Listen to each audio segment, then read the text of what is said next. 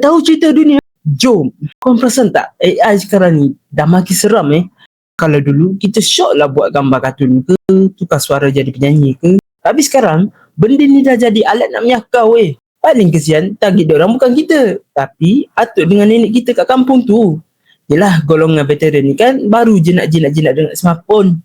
Pantang nampak video kat WhatsApp, semua diorang percaya bulat-bulat. Kita yang muda ni bolehlah nak beza mana satu deepfake, mana satu betul. Tapi diorang, kalau nampak video muka menteri ke atau muka member lama cakap pasal bantuan duit, memang diorang telan je. Masalahnya sekarang, video AI ni dah real gila. Kita ni pun kadang-kadang tertipu juga dengan AI ni. Lip sync, kemas on point. Suara pula sebiji sama. Atuk nenek kita manalah tahu yang video tu boleh buat guna satu gambar je. Sebab itulah sekarang ni muncul istilah vaksin digital.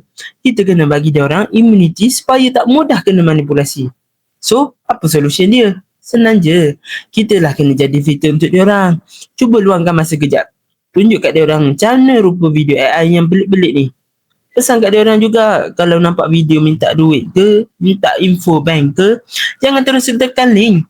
Confirmkan dulu dengan kita atau call terus orang tu. Point dia, jangan biar atuk nenek kita terkontak-kanting seorang-seorang dalam dunia digital ni. Kena rajin update dekat dia orang. Tak naklah nanti dah kena scam beribu, baru kita nak menyesal. Jadi, jaga parents kita, okay? Stay safe korang.